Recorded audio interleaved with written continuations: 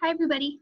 I am Mrs. Abdon, and I'm going to be your child's teacher this year. So I wanted to go through a little bit of information since we're not going to get to meet in our typical open house fashion.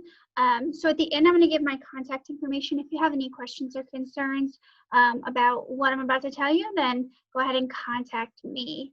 So we're first going to go through just a little bit of information, and all of this information is also going to be in your students' blue folder. They're going to bring this home on the first day at school. You'll notice that there are two sides to it. There is a read and keep at home and a sign and return. I'm just going to go through this information so I can give a little bit more clarity to it, and then that will come home with your student on the first day of school. So the first thing I wanted to give you a little bit of information about me. This is my 7th year of teaching at Glen Acres. I actually went to Glen Acres when I was younger. I went started in kindergarten, and I went all the way through 5th grade at Glen Acres Elementary, and I just found my way back. This is my 2nd year in 3rd grade, and I'm loving it. I taught first for a few years, and I taught kindergarten for 1 year, but I'm really enjoying the 3rd grade curriculum and students and age and all of that. I am married to my wonderful husband, Cody. You can see in our pictures, I'll move myself over here a little bit. This is us. We went to a wedding in Rhode Island, and it was wonderful. And then I'm also a cat mom to our 2 cats, Hazel Joe and Ruby Lynn. Hazel Joe is the black one, and she's pretty feisty. And then the furry one is Ruby Lynn, and she is just a big old baby, and we love her so much. There they are. They like to climb all over us.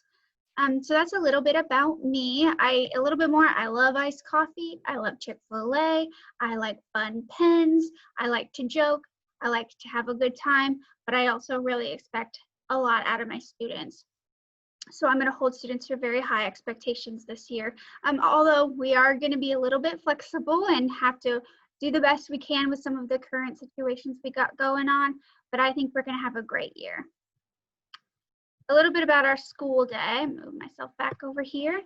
Our doors are going to open at 7:45. This is the same that it's always been, but students won't go to the classroom until 8:10. Car riders and walkers will go to the gym, and there are going to be dots on the floor where they are going to sit to observe social distancing. They will need to have masks on at all times during this. Bus riders will be required to wear masks the whole bus, and they will stay on the bus until they're released at 8:10. At that time, all of the car riders, all of the busers, everybody will be coming to the classroom. The tardy bell rings at 8:25, so anytime after 8:25, students will have to check in at the office to receive their late pass. We release at 2:45 in the afternoon. No dismissal changes after 2 o'clock. So if you decide that you need to pick your child up early, or they have a doctor's appointment, you will need to be picking them up before 2 o'clock, and you need to let the office and myself know if you're going to be changing any dismissal information. So however you tell me they're going home on the first day or the rest of the school year, that's how I'll send them home unless I hear from you otherwise. So if you would like to change their dismissal, you need to either call the office, email me, write me a note, or send me a Dojo message, and we'll discuss that later on, what that looks like for Dojo. But it needs to be communicated to us before 2 o'clock. Binders. So binders are not a new thing. If you've been at Glen Acres for a while, you know exactly what they look like. They take it home every night and bring it back every day. All of our important information will be given to the students to put in their binder.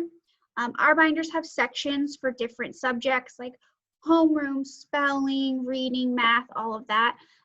Any kind of notes or special resources that we find that will be beneficial for kids, we will have them put in that section. So keep an eye out for that.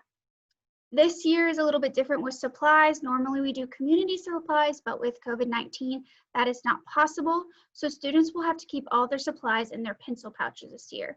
We will provide them with pencils, scissors, glue, crayons, or anything else that we deem necessary, but they are responsible for keeping them in their pencil pouch. Now, at any time any of those go missing or broken or lost, anything like that, it will be your responsibility to give them or get them more supplies. Except for glue. We can definitely provide more glue, but crayons, pencils, scissors, any of that that gets lost or broken will be your responsibility to replace. Also in the binders will be their conduct sheets for their behavior and for their iPads. That sheet has to be signed every Monday. If you're returning to Glen Acres, this is the same as it's been in years past. It is a school requirement that it is signed every Monday by a parent or guardian. Homework. For reading, there will be a weekly homework on Canvas. Canvas is our new learning system where students will be able to digitally do their work, and we'll be teaching a lot of that in class on how to access that. So once the students are able to access that homework every week, that does need to be signed by a parent or guardian sometime during that week by Friday. And as school starts, you'll start to see the same routines. Other homework can and will be assigned at other times if we don't finish something during the day, or if there's another skill we need to have some extra practice on, there will be homework. Most of the time that homework again will be on our new learning system, Canvas, but sometimes it will come home on paper. Reading for AR and studying spelling words every night will be a must. AR is going to look a little bit different this year because of our library book restrictions, but we were blessed to have a digital library on their iPads, which they will be taking home, that they can read on, or they could read any from the public library as well. Homework is due the next day unless otherwise stated. That weekly reading homework on Canvas that I mentioned before will be assigned on Mondays and not due till Friday, but for the most part, unless I tell the children or write on there, it's going to be due the next day. Work that's turned in one day late, I still will accept. However, it will automatically be marked down to a 50% with no chance to correct. Work that was turned in on time, but maybe your student didn't understand it or didn't do very well on it. If they receive a poor score, oftentimes I will write on their fix for half credit. That gives the student the choice to fix and correct their work to earn some of their points back. Now they won't earn all of their points back, but they can earn some, which can definitely help their grade. That is a student choice. They have to choose to fix it and turn it back in. I already write down the original score. So if I don't get it back, they get their original score. If they choose to correct it, I will regrade it and raise their score in the grade book. And that definitely helps with grades. So I tell all my students to make sure they check for that and they just try to do it again. iPads. iPads are going to be a little bit different this year because of our uncertainty with COVID-19. So we will be sending home iPads pretty much straight away. We're hoping to send out iPads the second week of school, taking them home in order.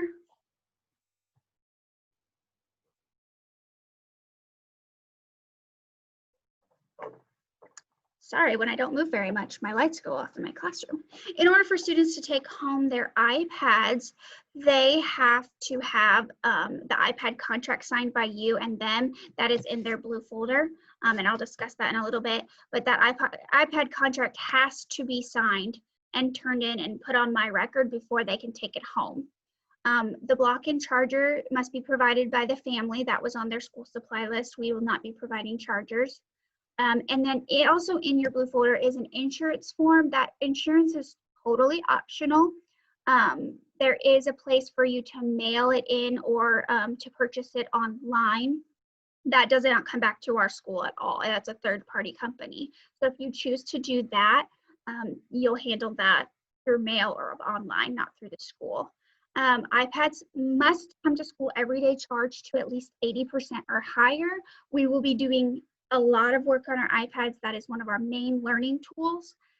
So it is going to have to be at least 80% or higher in order to last them throughout the day. Well, if they don't come back 80%, we'll discuss in just a minute what that looks like. If the student forgets it at home, they will be calling home to get it brought to them. It has to be brought. It will not be an option to not have their iPad during the day. So I suggest reminding your student every night or every morning when they take it off the charger, make sure it's in their backpack because they have to have it or they will be calling you to bring it to them. So if they don't bring it or it's not charged to the 80%, then there will be some consequences because those are necessary for our learning. If they don't have it brought or it's not charged the first time, they're just going to get a negative dojo point, and we'll talk about what that is later. If it happens again, they'll get a negative dojo point, and then they will get a mark on their conduct sheet. Third offense is a negative dojo point and a referral, which has to be signed by you, and it goes and put on file with our principal and office staff. And the fourth offense, which I hope we never get to, would be the iPad stays at home until the end of the quarter. So, and when the next 9 weeks start, they'll get a chance to take it home again. The only time that would differ is if we're doing any kind of testing. iPads will have to stay at school during any kind of testing window because they have to stay charged, and we have to have certain programs ready for them to take their tests. And I just want to remind everyone that iPads are a privilege, so they need to be handled with care, and students need to make a good choice when using those iPads. Anything and everything that they do can be traced. At any time I can, and I will look through any pictures, any videos, or anything like that on their iPads, and if it's not school appropriate or they're doing things that they shouldn't be doing, adding apps, deleting apps that they're not supposed to, they could lose their iPad privileges altogether. So I just want to make sure that we're all on the same page when it comes to making good choices with iPads, because we wouldn't want anyone to lose their iPad. Behavior. Normally we've been following the ABCs of sailing. Your kids are probably pretty familiar with it, but this year our whole school corporation has adopted a new behavior model. It's called HEART. So it stands for honesty, effort, attitude, respect, and teamwork. You'll notice on their conduct sheet, the conduct sheet looks the same as last year, but they have these different, instead of ABC, we have the HEART, and different things fall under those categories. Very similar, just a little bit different wording. So if a student's making a poor choice on their first offense, they'll get a verbal redirection from me. On their second offense, a negative dojo point and a mark on their conduct sheet. And third offense would be a referral to a principal, phone call, etc., or whatever I deem necessary. At any time, if the behavior is warranted, I will be making a referral or a phone call home on the first offense if the behavior warrants it. Just depends. And positive dojo points will be given for good behavior in order for those kids to trade in for prizes and our special privileges. So I've talked a lot about what class dojo, negative points, positive points, all those things. So what is class dojo? You might have used it before in one of your other students' grades, but this year we're going to be using it school-wide. Students can earn positive points for good choices or negative points for poor choices. You can connect with me and see their points, their negatives, their positive, why they were earned, why they were lost. But you are also able to message me on there. I'm able to message you. That's what one of those contact ways you can talk to me is through that messaging. I will not be answering messages after 3:30. So you are still welcome to message me on there, but I won't respond until the next day when I come back to school. There's an an invitation in their blue folder on how to sign up for that. Like I said, they're using it school-wide, so the specials teachers and everything will also be on there. Make sure you check out the invitation in their folder, so that way you're able to connect. A little bit of COVID-19 information. It's kind of just going over our reopening plan. Masks are required at all times, as directed by the governor. Students will not have to wear a mask when you're eating breakfast or lunch, or when they're at gym at recess, but all other times they must be wearing a mask, as will I be wearing a mask all day. We do have tables in our classroom.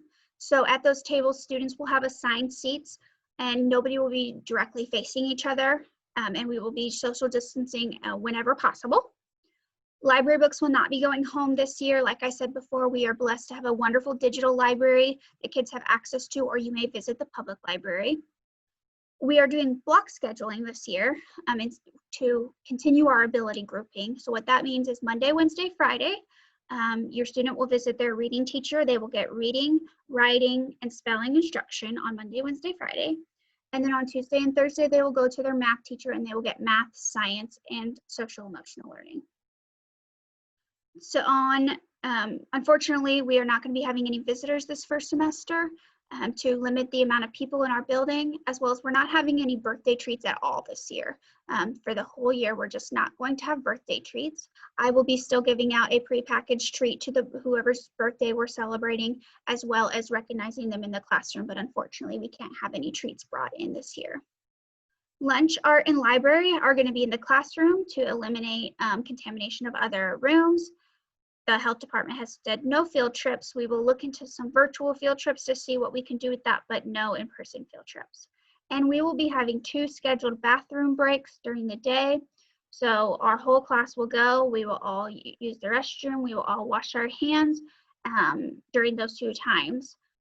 Students can go outside of those 2 times, but it'll be very limited. Masks will be required and they will have to hustle. We will have hand sanitizer and hand washing available in the classroom at all times. So what I need from you, so that's where this blue folder comes in. Inside this blue folder, there is a pink student information sheet. There's a front and a back. So that tells me more about your student, some contact information for you, things like that. There's also a yellow photo release. I do like to use Facebook and Instagram for our class, and I will get those handles to you if you'd like to follow. So I ask that you sign that photo release, allowing me to share your student's face and their work and any positive things on our Facebook or Instagram. There's a white success compact in there as well. That has to be signed by parents and students. I've already signed it for you. That's a school-wide thing, so that needs to come back. The white iPad contract's in there as well. That is the one that's super important if your student needs to able to bring home their iPad. That has to be signed. And then there's the optional insurance paper in there, the information on there. So again, it is optional. If you have any questions or concerns, my phone number is at the bottom, as well as my email. And like I also mentioned, you can send me a Dojo message. So you are more than welcome to contact me with questions or concerns or anything that you need some more clarification. I'd be happy to either meet on Zoom or to do a phone conference or just communicate back and forth via email. Whatever I can do to make this transition into the new school year easier, I'm happy to do. If you have any questions, let me know. I look forward to starting a brand new year.